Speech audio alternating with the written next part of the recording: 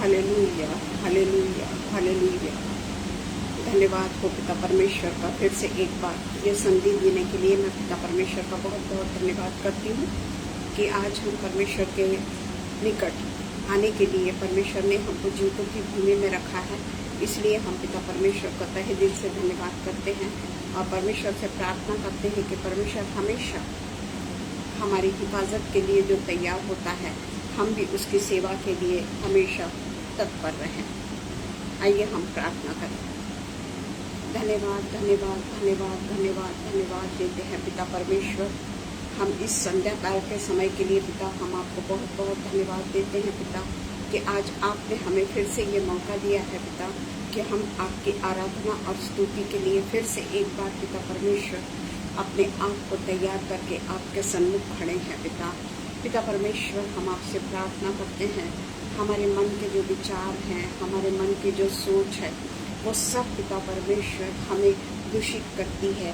पर जब हम पिता परमेश्वर आपको पूरे तरीके से समर्पित हो जाते हैं, अपने हृदय का कंट्रोल हम आपको दे देते हैं पिता परमेश्वर, ताकि हमारे हृदय में किसी के प्रति कोई पिता परमेश्वर बुरी भावनाएं ना आए, बुरे विचार ना आए।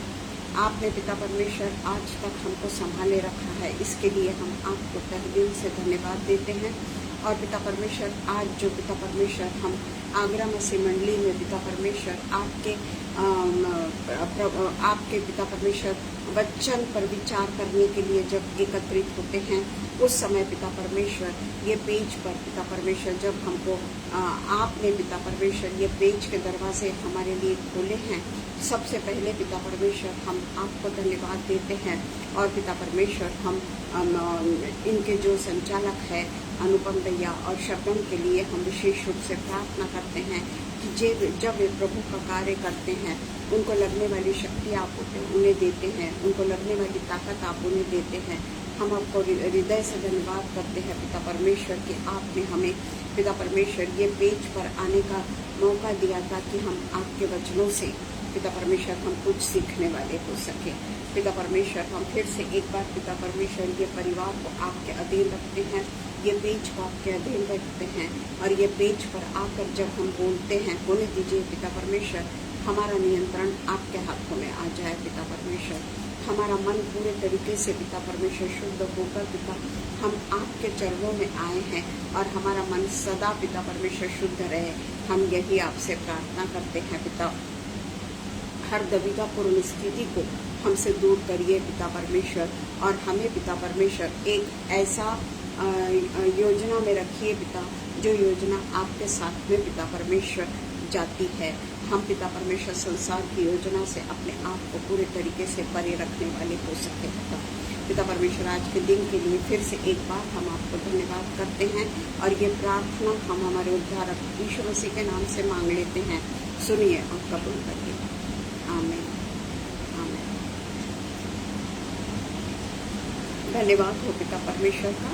आज मैं जल्दी इसलिए बोल रही हूँ क्योंकि हमारे चर्च का कुछ सेमिनार चालू है और वहाँ पर मुझको जाना है और इसलिए मैंने विनती की थी शबनम से कि वो मुझे जल्दी का समय अगर दे तो अच्छा होगा और उसने मुझे ये समय दिया है, उसके लिए मैं उसका बहुत बहुत धन्यवाद करती हूँ कि जो भी कुछ हम कहते हैं वो लोग पूरे तरीके से एग्री हो जाते हैं और हमें ये मौका देते हैं कि हम परमेश्वर के इबादत के लिए कितने भी बजे उनको अगर हम उनसे अगर हम समय मांगते हैं तो वो समय हमको देते हैं। वो आज का जो हमारा वचन है वो मैं जल्दी ख़त्म करूँगी क्योंकि मुझको भी जाना है। आज का जो वचन है वो हम इफिसियों 6 में से लेते हैं। इफिसियों 6 जिसमें दासत्व के प्रथा के बारे में हम देखते हैं। तो यहाँ पर हम आज जो विषय जो है वो दासत्व के ऊपर है। स्लेव्स जो पहले के ज़माने में भी था और नए नियम में भी हम पाते हैं। तो नए नियम के समय में दासत्व या गुलामी की प्रथा पूरे रोमी साम्राज्य में फैली हुई थी।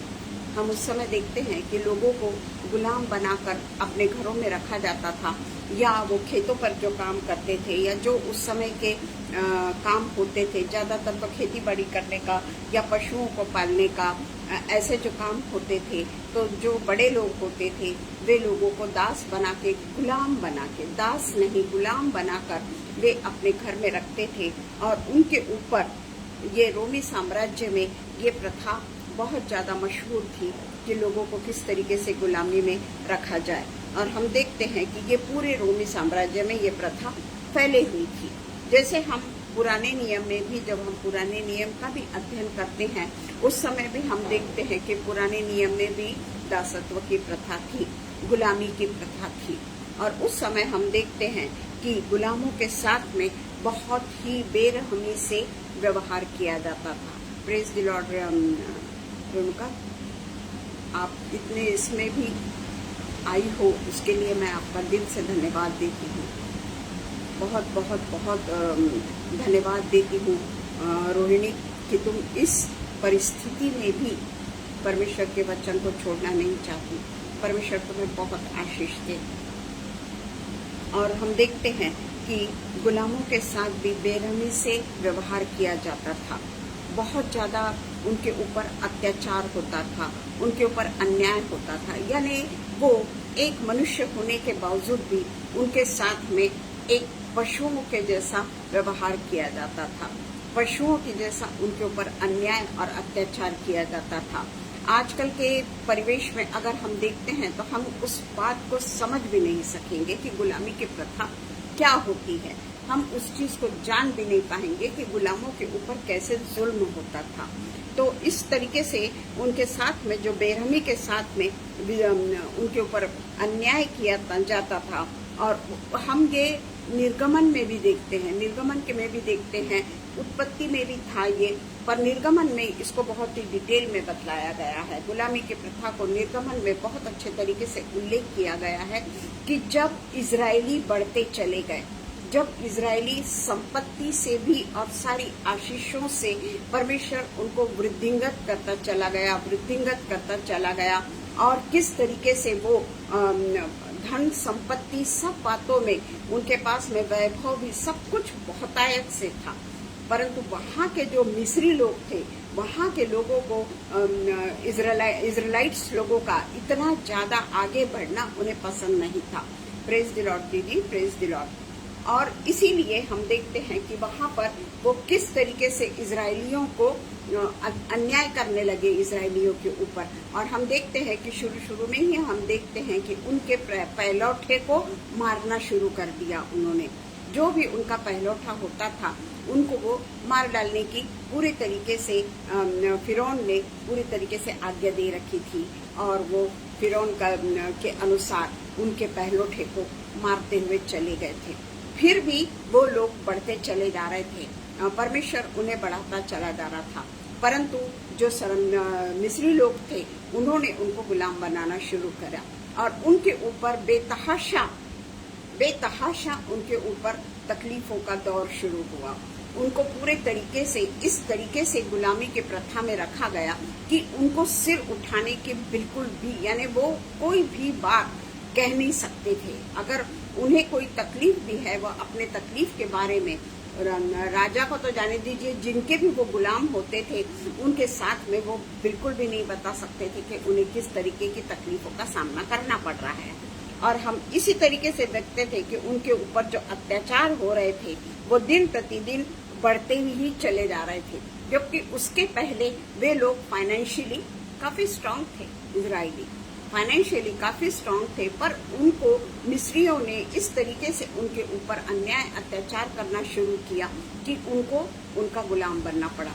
और हम देखते हैं कि जो अत्याचार उन्होंने किए और उन्हें गुलाम बनाने पे मजबूर कर दिया। कई सालों तक वे गुलाम ही बने रहे और गुलामी के इसमें वो जूझते रहे। पर हम देखते हैं कि यहोवा को उनके ऊपर दया आई, जो परमेश्वर को उनके ऊपर दया, परमेश्वर ने योजना बनाई कि मैं मेरे लोगों को गुलामी के प्रथा से छुड़ाऊंगा। और इस तरीके से उन्होंने जब परमेश्वर ने जब ये योजना बनाई कि मेरे जो इजराइलाइट्स, जो मेरे खुद के लोग हैं, उनको मैं गुलामी में नहीं रहने दूंगा, और उसने मूसा को चुना। हम उसके बारे में ज्यादा नहीं बोलेंगे कि उसने मूसा को चुना और मूसा ने किस तरीके से इजरायलियों को अलग किया। इजरायलियों को निकालने के लिए उसे काफी दिक्कतों का सामना करना पड़ा, हम सब अच्छी तरीके से जानते हैं। और कई विपत्तियां भी मिस्रियों के लिए परमेश्वर ने नियुक्त की थी, और वो मिस्रियों के ऊपर डालता चला गया। और योजना के मुताबिक उन लोग किसी बात पे नहीं, कई लोग तो यानी कई ऐसी मुसीबतें थी कि वो मुसीबतों का वो लोग जवाब भी दे देते थे, उसी तरीके से वो करके भी बताते थे। पर ये परमेश्वर की योजना थी कि उसने फिरौन के मन को कड़क कर दिया, मन को कड़ा कर दिया था, और आखिरी में उनको पूरी तरीके से वो मुक्त करता है। मुक्त करने के समय भी हम देखते हैं कि जब इजराइलाइट्स को वो मुक्त करता है और ये मूसा उनको लेके जाते रहता है, तो फिरौन की सेना उनके पीछे पीछे आ जाती है। और उस समय भी परमेश्वर ने उनके लिए क्या योजना बनाई, किस तरीके से उसने समुद्र को, जो वो लोग जा रहे थे, दो भाग किया। वो लोग आगे आगे बढ़ते चले गए, और फिरौन जैसे जैसे फिरौन अपनी सेना को लेकर आते चला गया, पानी फिर से, समुद्र का पानी फिर से पूरी तेजी के साथ में बहता चला गया, और उन लोग पूरे के पूरे इजराइलाइट्स बाहर निकल गए, और फिरौन की जो सेना थी वो डूबती चली गई। ये हम निर्गमन के इसमें पाते हैं, जो हम पढ़ेंगे नहीं। निर्गमन 12:37 से शुरू होता है कि इजरायलियों का मिस्र देश को छोड़ना, वहां से ये शुरू होता है। निर्गमन 37 से, निर्गमन 12:37 से शुरू होता है, और उसके बाद में हम देखते हैं कि 14वें अध्याय से किस तरीके से वे लाल समुद्र को पार करते हैं, उसके बारे में उल्लेख किया है। आज हमारे को सिर्फ यही बताने के लिए कि गुलामी की प्रथा जो है ये कई सालों से, कई हजार सालों से चलती हुई आ रही थी, जो नए नियम में भी बरकरार थी, आज हम देखते हैं कि हम जब इस विषय पर चर्चा करेंगे तो ये गुलामों पर पशुओं की तरह व्यवहार किया जाता था। प्रत्येक आज्ञा, चाहे वो अनुरूप हो या विपरीत क्यों न हो, चाहे वो गुलामों के लिए बहुत तकलीफदायक क्यों न हो, उनका मौत का सामान क्यों न हो, परंतु उनके लिए जो आज्ञा स्वामी से प्राप्त होती थी उसका पालन करना वो गुलामों के लिए अति आवश्यक था। वो उसके लिए एक शब्द भी नहीं बोल सकते थे, गुलाम उसके लिए एक शब्द भी नहीं बोल सकते थे, और उन्हें सारी आज्ञाओं का पालन करना अनिवार्य होता था। और उस वक्त कई गुलाम जो होते थे, हम नए नियम की बातें कर रहे हैं, अब हम नए नियम में आ रहे हैं। पुराने नियम में भी हमने देखा कि किस तरीके से अपने इजरायलियों को बचाने के लिए परमेश्वर ने क्या क्या मार्ग बताए। यह हमने पुराने नियम में भी देखा है कि परमेश्वर ने कैसी कैसी योजनाएं बनाई, किस तरीके से उसने गुलामों को अपने जो उसकी जो प्रजा थी उनको किस तरीके से छुड़ाया। उसी तरीके से हम नए नियम में भी देखते हैं कि रोमन साम्राज्य आने के बाद में रोमन्स लोगों ने किस तरीके से इजरायलियों को गुलाम बनाया, और लोग इजरायलियों को नहीं, जो मिलता था उनको वो गुलाम बनाते थे। उसमें इजरायलियों का उल्लेख नहीं है। वो उनके गुलामी में लोगों को रखते थे, उनके ऊपर अत्याचार, अन्याय और उनके ऊपर बहुत ही गलत व्यवहार होता था, और सारी आज्ञा चाहे उनके योग्य हो या ना हो, उनका पालन करना उनके लिए अनिवार्य हो गया था। पर यीशु मसीह के समय में हम देखते हैं कि यीशु मसीह के जाने के बाद में कई जो गुलाम हैं, प्रेरितों के काम में भी हमने देखा कि कई जो गुलाम हैं उन्होंने मसीहत को अपनाया, वे मसीही बन गए थे, क्योंकि उन्होंने मसीह के सुसमाचार को सुना था। मसीह के सुसमाचार को वो सुन रहे थे, मसीह के द्वारा किस तरीके से उद्धार प्राप्त होता है, और मसीह के द्वारा किस तरीके से मनुष्य उद्धार पाकर उसका नवीनीकरण होता है, वो नए सिरे से किस तरीके से जन्म लेता है, ये सब वो देख रहे थे। और अनंत जीवन की प्रतीक्षा में आशा और शांति उन लोगों ने प्राप्त की थी। उद्धार के मार्ग को देखते हुए, मसीहत के प्रचार को देखते हुए, अनंत जीवन की बातों को सुनते हुए, अनंत जीवन का उन्होंने जो उद्धार का अनुभव लिया था, उद्धार उन्हें किस तरीके से प्राप्त हुआ मसीहत के द्वारा, उन सब को उन्होंने पूरे तरीके से आशा और शांति के साथ में वो प्रथा को उन्होंने पूरे तरीके से प्राप्त कर लिया था। फिर भी इतनी पीड़ादायक प्रथा, जो गुलामी की प्रथा, हम इसकी कल्पना नहीं कर सकते कि गुलामी क्या होती है।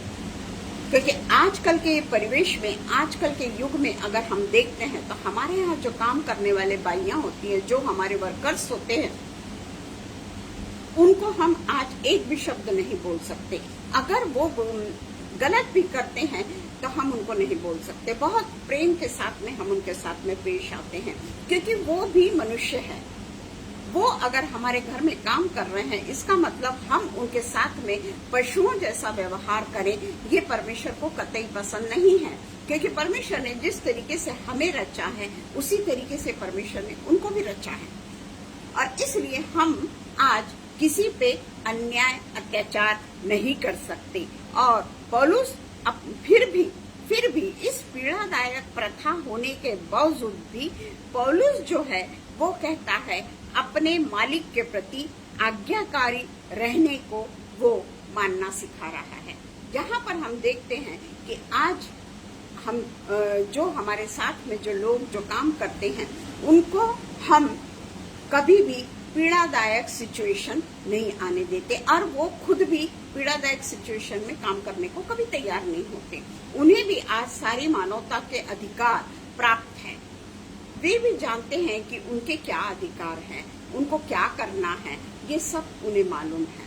और इसलिए आज जब हम कहीं पे काम करते हैं, हर कोई आजकल ऐसा कुछ नहीं रह गया कि लेडीज काम नहीं करेगी, जेंट्स ही काम करेंगे, ऐसा कुछ भी नहीं रह गया है। आज के युग में जब हम देखते हैं, लेडीज और जेंट्स दोनों भी अपने अपने ड्यूटीज में लगे रहते हैं, अपने अपने काम वे करते हैं।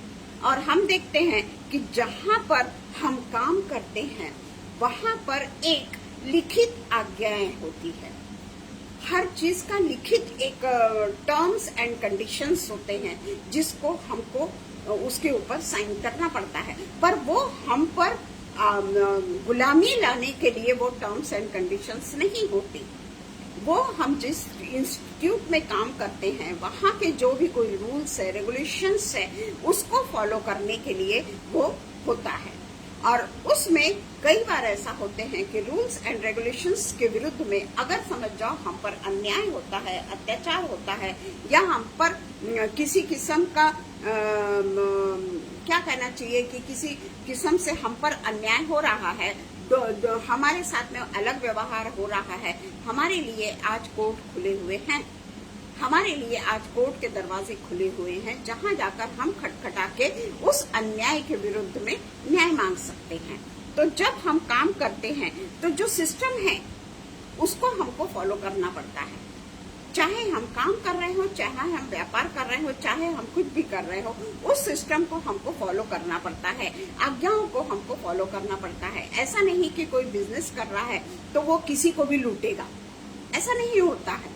हम देखते हैं कि अगर समझ जाओ कहीं हम दुकान में जाते हैं, वहां पर अगर हमको दिखता है कि ये हमसे 50 रुपए भी ज्यादा अगर ले रहा है, हम 10 दुकानों में घूमते हैं, और वहां जाकर जो दुकान का माल हमको सस्ता मिलता है, या जो दुकान का माल हमको अच्छा लगता है, जिस माल का हमको लगता है कि हाँ ये हमने खरीदना चाहिए, तब हम वो माल को खरीदते हैं। क्योंकि आज हम पूरे तरीके से स्वतंत्र हैं, हमने दासत्व की प्रथा आज नहीं है। तो उस पे से हम सोच ले कि उस समय की जो प्रथा थी गुलामी की, वो कितनी पीड़ादायक थी। और हम देखते हैं कि जो सिस्टम के अनुसार हम काम करते हैं, वो हमारे को मानना जरूरी होता है, क्योंकि वो कंडीशंस जो होती है उस पे हमको, जब हम नौकरी पे लगने के पहले हम उस पे सही कर चुके होते हैं, परंतु वो हमारे लिए हानिप्रद नहीं होती, हमको कुचलने के लिए नहीं होती, हमको दबाने के लिए नहीं होती। वो सिर्फ किस तरीके से जो ऑफिस में हम काम कर रहे हैं उसके जो नियम है, उसके जो कानून है, उसी के ऊपर हम सही करते हैं। उसमें कहीं ऐसा नहीं लिखा होता कि तुमसे अगर कुछ गलती हो गई तो तुम्हें मारा जाएगा या तुम पर अन्याय होगा या कुछ होगा। ये जरूर है कि शो कॉज नोटिस मिलेगी, उसके ऊपर इंक्वायरी बैठी जाएगी। इंक्वायरी में हो सकता है आपके कॉन्फिडेंशियल को खराब कर दिया जाएगा, आपके इंक्रीमेंट को कम कर दिया जाएगा, या हो सकता है आपने अगर गबन किया है, आपने अगर किसी की गबन किया है, आपको सस्पेंड किया जाएगा, है ना। और उसके बाद में जो कोर्ट में केस चलता है और कोर्ट में अगर सिद्ध हो गया कि हमने गलत काम किया है तो हमें रेस्ट्रिकेट किया जाता है। परंतु ये गुलामी की प्रथा नहीं है, ये टर्म्स एंड कंडीशंस में ऑलरेडी मेंशन होता है। तो हम देखते हैं कि यही काम हम जब किसी दुकान में जाते हैं, कहीं पे भी जाते हैं, वहां अगर हमको सामान पसंद नहीं आया, हम स्वेच्छा से वो दुकान से निकल जाते हैं। ऐसा नहीं कि वो दुकानदार हमको मारेगा पीटेगा कि तूने मेरा इतना समय बर्बाद कर दिया। आज हम पूरी तरीके से स्वतंत्र हैं। आज हमको किसी भी चीज की गुलामी मानने की जरूरत नहीं है। पर ये हम देखते हैं कि इसको हम गुलामी नहीं बोलेंगे, किसी के गुलाम आज हम नहीं हैं। इवन जब हम राजाशाही जहाँ पर है, जहाँ हुकुमशाही है, वहाँ हो सकता है ये सब, क्योंकि वो उनके अनुसार लोगों को चलाते हैं। जहाँ पे हुकुमशाही है, हम देखते हैं कई जगह हमारे वर्ल्ड में ऐसे कई जगह हैं जहाँ पे हुकुमशाही है, वहाँ पर ये अन्याय अत्याचार हो सकता है। परंतु हमारे देश में जब हम देखते हैं जहाँ पे तानाशाही नहीं है, जहाँ लोकतंत्र है, वहाँ ये गुलामी की प्रथा कभी नहीं चल सकती। और ये जो अन्याय है, वो जो है अन्याय, तो हमें बहुत सारी सुविधाएं आजकल हमको प्राप्त है कि अन्याय के विरुद्ध हम आवाज उठा सकते हैं। हमको अगर कोई चीज पसंद नहीं है तो जब इलेक्शंस होते हैं, जब हमारी जब बारी आती है, जनता को जब बारी आती है, उस समय सरकार की सरकार उलटती जाती है, उस समय सरकार की सरकार खत्म हो जाती है। तो ये सारे अधिकार आज हमको प्राप्त है और हम पूरी तरीके से फ्री हैं। हमें सारे अधिकार हमको मालूम है और कई स्टेप्स है, ऐसे कई सुविधाएं जो प्राप्त है, उसमें अगर कोई हमको अड़चन आती है तो कई ऐसे स्टेप्स हैं जो हम उठा सकते हैं, पर उस समय हमको मसीहत को पूरे तरीके से ध्यान में रखना है कि यीशु मसीह हमें क्या सिखाते हैं। यीशु मसीह ने ये नहीं कहा कि कोई अगर तुम्हें दबाता है तो तुम दबते चले जाओ, कोई अगर तुम पर अन्याय करता है तो तुम उसके ऊपर पलटा लो, ये तो नहीं। परंतु यीशु मसीह ने जिस तरीके से उसके ऊपर अन्याय हुआ, अत्याचार हुआ, उसने हमारे खातिर, मनुष्य की खातिर, क्योंकि अगर वो क्रूस पर नहीं कुर्बान होता तो हमें पूरे तरीके से स्वतंत्रता नहीं मिलती, हमें अनंत जीवन नहीं मिलता, हमारा उद्धार नहीं हो सकता था जिस तरीके से पुराने नियम में था। तो वो जो प्रथा है, उससे हमने यीशु मसीह के लहू के द्वारा पूरे तरीके से छुटकारा प्राप्त कर लिया है। पूरे तरीके से यीशु मसीह के लहू के द्वारा हम पवित्र हो चुके हैं, हमने अनंत जीवन को प्राप्त कर लिया है। हमारे लिए कहीं पे भी अब जबरदस्ती नहीं है किसी की कि तुमको ये काम करना ही है, तुमको वो काम करना ही है।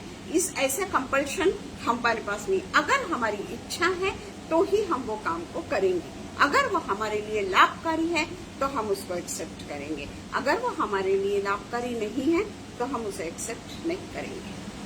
तो हम देखते हैं कि जो स्टेप्स हमको लगते हैं कि ये हमारे लिए उचित है, परमेश्वर हमको उस समय पूरे तरीके से हमारी आंखों को खोलता है कि हमने क्या काम करना है और क्या नहीं करना है। उसके बाद में, क्योंकि मुझे जाना है, कुलस्सियों का हम पढ़े, कुलस्सियों 3:22 से 25 हम देखते हैं। जो इसका जो 6वां वचन है हम देखेंगे, कुलस्सियों 3:22 से 25, क्योंकि हम 5 और 6 पढ़ रहे हैं। तो 6वां वचन है, मनुष्य को प्रसन्न करने वालों के समान दिखाने के लिए सेवा न करो, पर मसीह के दासों के समान मन से परमेश्वर की इच्छा पर चलो। जिस तरीके से कुलस्सियों 3:22 से 25 में लिखा हुआ है,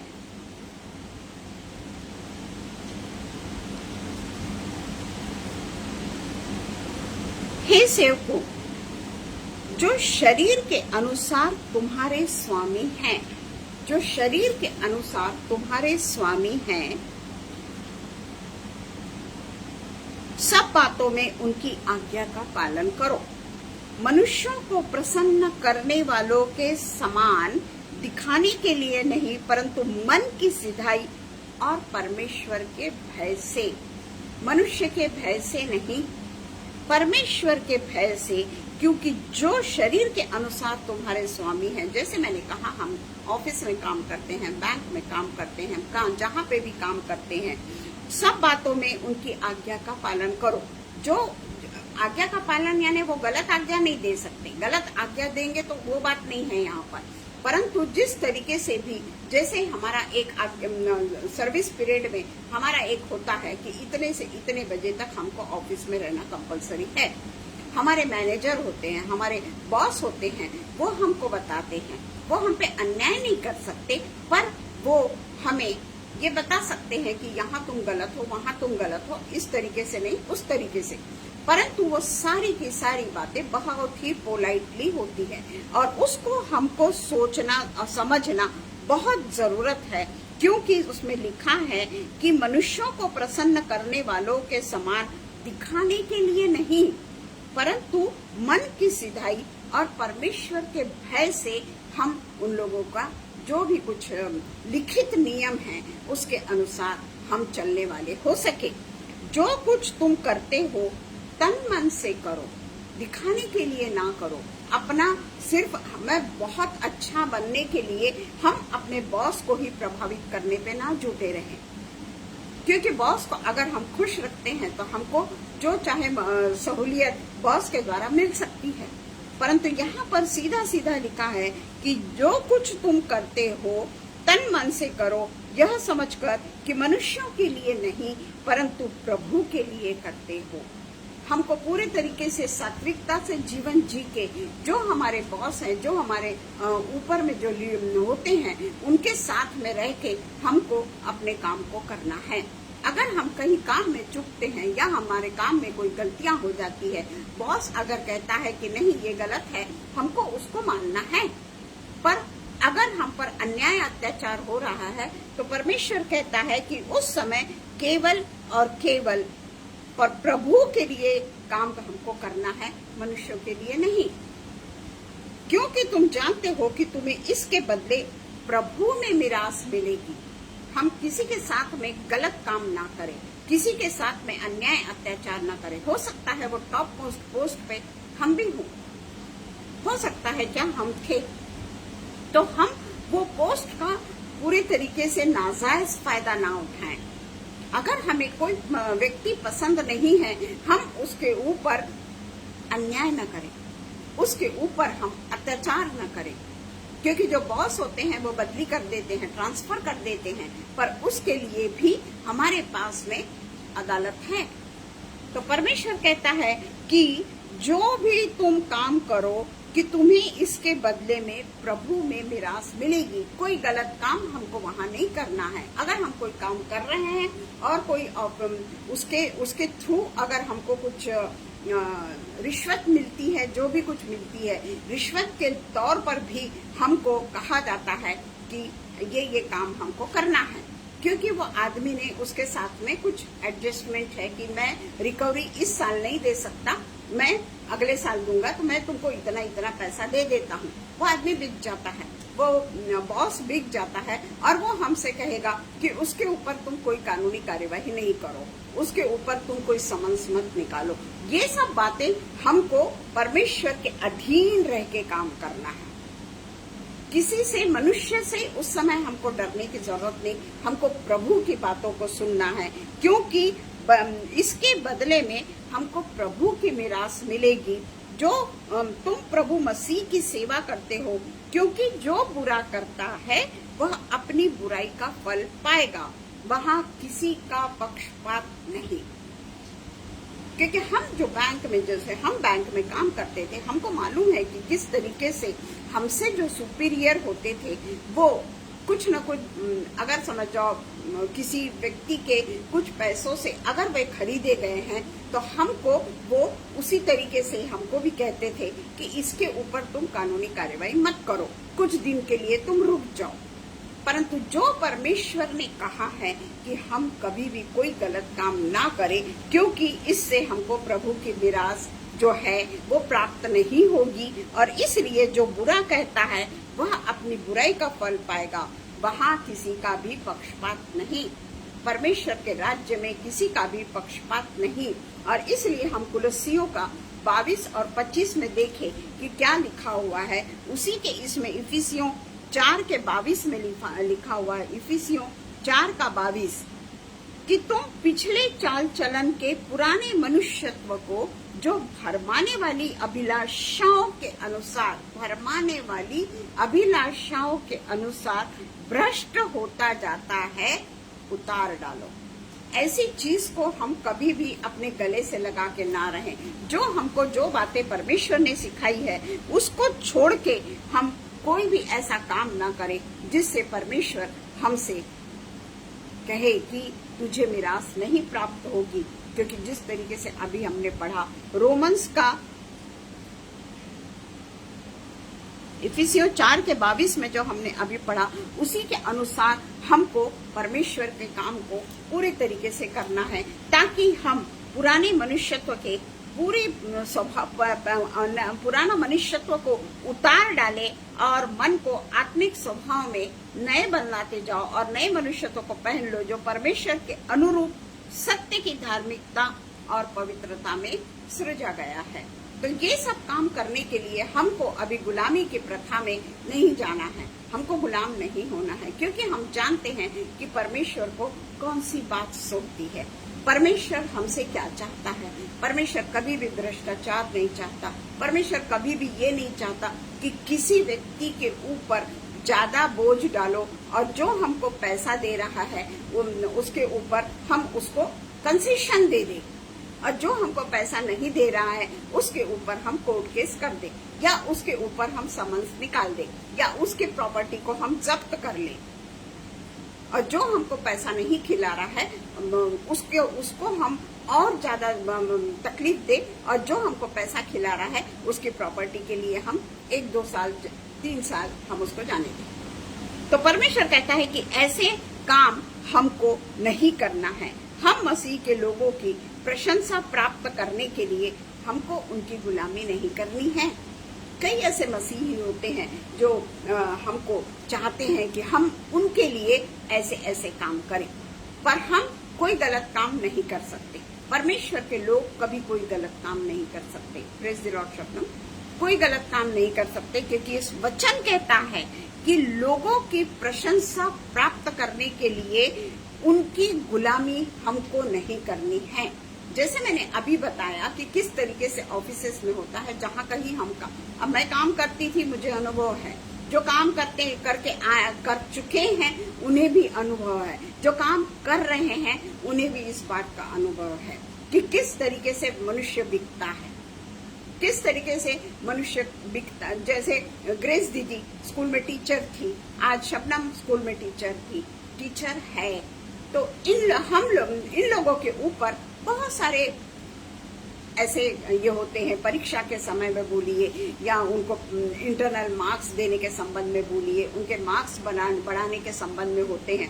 कई लोग पैसा लेकर ये सारे काम करते हैं, पर अभी जो हमने पढ़ा उसके अनुसार हम मसीहों को ये काम बिल्कुल भी नहीं करना है। हम ये काम करने के लिए किसी की गुलामी हमको करने की जरूरत नहीं है। जो परमेश्वर का मार्ग है उसी मार्ग पे हमको चलना है, और हमें परमेश्वर की रजामंदी और स्वीकृति पाने के लिए अपने आप को पूरे तरीके से परमेश्वर को समर्पित करना है। जो परमेश्वर की इच्छा है, जो परमेश्वर की रजामंदी है, परमेश्वर जिस चीज से भी खुश है, जो बात परमेश्वर के इसमें स्वीकृत की जाती है, वही बात हम करें, वही बात हम हमारे जीवन में करें, कि हम जो काम गलत है वो हम नहीं करेंगे। उससे हमको बड़ी तकलीफ होती है, मैं जानती हूँ कि बड़ी तकलीफ होती है, हमारी बदली हो जाती है, हमको कई शोकॉज दे देते किसी भी कारणवश, कोई भी बहाना बनाकर हमें सताया जाता है। ये हम अच्छी तरीके से जानते हैं, मसीह लोगों को तो ये अच्छी तरीके से मालूम है। इस बच्चे को पास करना है, इस बच्चे को ज्यादा नंबर देना है, इस बच्चे को ये करना है। कई ऐसे लोग होते हैं, कई ऐसे टीचर्स होते हैं जो ये काम करते हैं, या कई ऐसे बैंकर्स होते हैं, जहाँ पे भी हम काम करते हैं ऐसे लोग हमको मिलते हैं। छोटे छोटे जिला परिषद में चले जाइए आप, छोटे छोटे काम कराने को चले जाइए आप, बिना पैसों के आजकल काम होता ही नहीं। और अगर हम पैसा नहीं देते हैं, उस काम को वो करते ही नहीं, वर्षों उनके पीछे हम ये करते हैं, पर वो काम नहीं होता।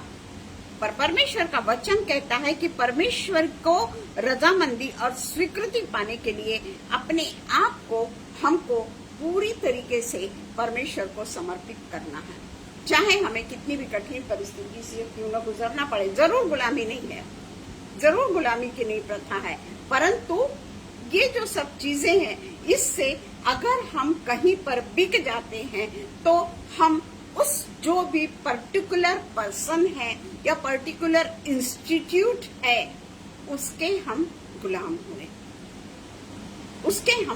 हुए, जबकि परमेश्वर ने आज हमको पूरे तरीके से स्वतंत्र किया है। हम मसीह के लिए पूरे तरीके से स्वतंत्र किए गए हैं। अपने अंगों को हमको मार डालना है, अपने गलत प्रकार के काम करने वाले अंगों को हमको मार डालना है यानी उनका पूरे तरीके से उनको खत्म कर देना है। ऐसा नहीं, अगर हमारी आंख अगर कोई गलत काम देखती है, परमेश्वर कहता है कि उससे तो बेहतर है कि एक आंख ही मुझे मिलती, क्योंकि मैंने दूसरी आंख से पाप कर दिया। जो भी कोई शरीर के अंग है, अगर हमारे हाथ किसी की रिश्वत लेने को तैयार हो जाते हैं, परमेश्वर सब कुछ देख रहा है। वो रिश्वत के लिए उस समय हमको एक बड़ी भारी खुशी मिलती है कि मैंने एक बड़ी लमसम अमाउंट प्राप्त कर ली, परंतु वही जो इच्छा है वो प्रखर होती चली जाती है। हमको लगता है और भी हमको पैसा मिले, और भी हमको पैसा मिले, और हम पैसों के पीछे जाकर परमेश्वर को अस्वीकार कर देते हैं।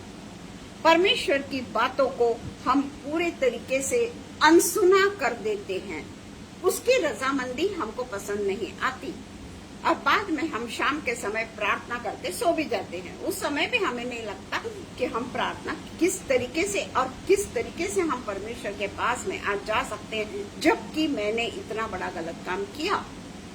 क्या मनुष्य नहीं जानता कि वो क्या गलत काम कर रहा है? जानता है। अपने पे हुए अन्याय और अत्याचार के कारण अगर कोई बिकता है, क्योंकि किसी के थ्रू अगर उसको जाना होता है, तो उसको खुश करना बहुत जरूरी है। ये सब मैंने बैंक में देखा है, मेरे पर हुआ है, मेरे मिस्टर पे हुआ है, पर परमेश्वर के लोग कभी भी इन बातों से नहीं डरते, इन बातों से नहीं डरते। होती है, ट्रांसफर हो जाती है, इधर से उधर भेज देते हैं, पर परमेश्वर है ना, वो बराबर अपनी परमेश्वर के भरोसे पे हमको रहना है, पूरी स्वीकृति उससे पाने। क्या है, हमको 60 साल है ना सिर्फ, उसके बाद में का जीवन क्या? हम 60 साल तक नौकरी करेंगे, उसके बाद में हो सकता है कि डॉक्टर्स हो गए, नर्सेस हो गए, टीचर्स हो गए, ये लोग एक फिक्स पगार पे और एक्सटेंड करके वो नौकरी पे नहीं रहते हैं उस समय, पर वो कर सकते हैं काम। परंतु हम जो देखते हैं कि परमेश्वर को जो स्वीकृति पाने के लिए अपने आप को परमेश्वर को हमको समर्पित करना है, चाहे कोई भी कुर्बानी हमको क्यों न देनी पड़े। अभी जो मैंने बताया, चाहे कोई भी कुर्बानी हमको क्यों न देना पड़े, पूरे तरीके से हमको हो सकता है अपमानित होना पड़े, कोई झूठे चार्ज लगा दिए जाए, चार्जशीट हमको दी जाए, इंक्वायरी हमारे ऊपर हो जाए, कई ऐसे कारण हैं, कई ऐसे इल्जाम हमको ऊपर लगा दिए जाते हैं। पर समय जरूर उस समय बड़ा कठिन होता है, परंतु हमको पूरे तरीके से परमेश्वर पर विश्वास रखना है, परमेश्वर पर पूरे तरीके से हमको पूरा पूरा समर्पण परमेश्वर पर कर देना है। हालांकि बड़ी मेंटल कंडीशन खराब होती है, उस समय बहुत तकलीफों का सामना हमको करना पड़ता है। लोगों के सामने हमको गलत तरीके से हमको लोग देखने लग जाते हैं, या उनके ट्रांसफर ना हो, या उनके ऊपर कोई चार्जशीट न लग जाए करके वो लोग बॉस के पूरे तरीके से फेवर में हो जाते हैं, और जो ये गलत काम नहीं करता है उन्हें कई तरीके की तकलीफों का सामना करना पड़ता। पर एक बात हम हमेशा याद रखें कि मेरा जो पिता परमेश्वर है उसने गुलामी की प्रथा को नष्ट कर दिया है, और जब गुलामी की प्रथा है ही नहीं, हम क्यों किसी के गुलाम बने, हम क्यों किसी के आगे समर्पित हो जाएं? क्योंकि पिता परमेश्वर के पास तो अनंत जीवन का अधिकार हमको मिलेगा। हम पूरे तरीके से, जिस तरीके से लोगों ने गुलामी के प्रथा में मसीह को चुना, मसीह को अपनाया, और पूरे तरीके से अनंत जीवन को प्राप्त करने के लिए जो वो काम करते थे उसमें भी उन्होंने सुख और शांति को पाया। तो उसी तरीके से आज हमको भी परमेश्वर के ऊपर पूरा भरोसा रखना है, पूरे तरीके से समर्पित होना है, चाहे हमें कितना भी अपमानित होना पड़े, चाहे हमें कितना भी कष्ट आए। हम जानते हैं अब मिजोरम का प्रकरण कैसे सामने आ रहा है, मणिपुर का अब बराबर पेपर में आ रहा है सब मणिपुर के लिए। नहीं तो ये मणिपुर की न्यूज पूरी तरीके से बंद हो गई थी, पर आज मणिपुर के लिए लोग बोल रहे हैं, इवन राष्ट्रीय स्वयंसेवक संघ वाले भी बोल रहे हैं। ये है परमेश्वर का भरोसा, जो परमेश्वर के भरोसे पे हम 10 साल रहे, जो हमारे लोगों के ऊपर अन्याय हुआ। उत्तर प्रदेश को हम अच्छी तरीके से जानते हैं, अच्छी तरीके से जानते। मैं नहीं डरती। पूरे तरीके से उत्तर प्रदेश में क्रिश्चियनिटी को बहिष्कृत कर दिया जा रहा था, खत्म कर दिया जा रहा था, चर्च जला दिए जा रहे थे, लोगों के ऊपर गलत इल्जाम लगाए जा रहे थे, पास्टर्स को मार डाला जा रहा था। क्या हुआ हम अच्छी तरीके से जानते हैं। तो परमेश्वर जो हमारा रखवाला है उसके ऊपर हम पूरे तरीके से समर्पित हो जाएं, परिस्थिति कैसी भी क्यों ना आए, हम पूरे तरीके से समर्पित हो जाएं, क्योंकि परमेश्वर के घर में कभी भी अन्याय नहीं होता, कभी अन्याय नहीं होता। आइए हम प्रार्थना करें। धन्यवाद हो पिता, धन्यवाद धन्यवाद धन्यवाद धन्यवाद धन्यवाद देते हैं पिता परमेश्वर, ये सुंदर समय के लिए पिता परमेश्वर हम बहुत बहुत धन्यवाद देते हैं पिता। विशेषकर पिता परमेश्वर हम शबनम का और अनुपम भैया का धन्यवाद देते हैं कि उन्होंने आज हमारे लिए पिता परमेश्वर विशेष करके 5 बजे का समय हमको दिया, उसके लिए पिता परमेश्वर हम उनके आभारी हैं। उनसे भी ज़्यादा पिता परमेश्वर हम आपके आभारी हैं पिता, कि आपने उनके मन में एक ऐसा नम्र हृदय दिया है पिता परमेश्वर, जो सबकी बातों को सुन के उनके लिए पिता परमेश्वर समय को पूरे तरीके से एडजस्ट करते हैं, और परमेश्वर के वचन को सुनाने के लिए कभी भी किसी को भी पिता परमेश्वर अड़चन नहीं आने देते पिता, बल्कि बराबर किसी न किसी तरीके से वे अपने समय को उनके लिए पूरे तरीके से उनको देते हैं पिता, ताकि वो परमेश्वर के वचन को पूरे तरीके से शेयर करने वाले हो सके। और कोई भी समय क्यों ना हो पिता परमेश्वर, हम देखते हैं कि परमेश्वर के वचन के जो प्यासे होते हैं, परमेश्वर के वचन के जो भूखे होते हैं, वो पिता परमेश्वर के वचन को सुनने के लिए थोड़े समय के लिए क्यों न हो, पर परमेश्वर के वचन को मनन करते हैं, चिंतन करते हैं, और पिता परमेश्वर के वचन को प्राधान्य देते हैं। उनके लिए हम बेहद बेहद शुक्रिया अदा करते हैं परमेश्वर का, कि जो ऐसा हृदय, परमेश्वर के लिए भूख और प्यास का हृदय जो आपने लोगों को दिया है, जो यहाँ पर ऑनलाइन जमा है, उनके यहाँ पर बहुत बुरी परिस्थिति भी हो सकती है, या कोई ऐसी सिचुएशन से वो गुजर रहे होंगे कि आज उनका आना असंभव है, फिर भी वो परमेश्वर के वचन को सुनने के लिए थोड़ी देर क्यों न हो, पर वे आते हैं, और परमेश्वर उनके कुर्बानी को देखता है। पिता परमेश्वर, आज के दिन के लिए हम सच में आपका बहुत बहुत धन्यवाद करते हैं पिता, कि आज जो हमें समय मिला उसके लिए हम दिल से आपके आभारी हैं और प्रार्थना करते हैं पिता परमेश्वर, विशेषकर अनुपम भैया और शबनम के ऊपर आप अपनी आशीषों की वर्षा करिए और वे हमेशा हमेशा परमेश्वर के राज्य को बोने का जो काम करते हैं वे हमेशा सक्सेसफुल होने पाए। पिता परमेश्वर के राज्य में उनको एक जो मिरास जो उन्होंने पाई है वो मिरास पिता परमेश्वर हरेक के लिए पिता परमेश्वर वो बांटते हैं और वो हम भी पिता परमेश्वर प्राप्त करने वाले हो सके ये संधि वो हमें देते हैं। पिता परमेश्वर हमें पिता परमेश्वर ऐसे लोगों से आपने जोड़ा, उसके लिए हम आपके आभारी हैं। आपके पिता परमेश्वर दिल से पिता परमेश्वर हम आपको धन्यवाद देते हैं कि ऐसे लोगों का आपने हमारे साथ में जोड़ा है। पिता परमेश्वर हम पिता परमेश्वर इस समय के लिए आपको हृदय से धन्यवाद देते हैं। जो वचन पिता परमेश्वर आपके द्वारा हमने पाया और पवित्र आत्मा से प्रेरित होकर जो वचन को हमने बोला उसके लिए पिता परमेश्वर हम आपके आभारी हैं।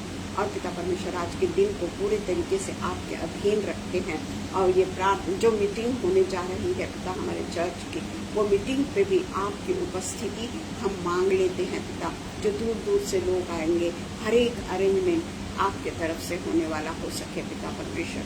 सब बातों के लिए पिता हम आपके अधीन होते हुए आपके नाम से, मधुर नाम से, पवित्र नाम से, जिंदा खुदावन के नाम से प्रार्थना को मांगते हैं। सुनिए और कबूल करिए। आमीन आमीन।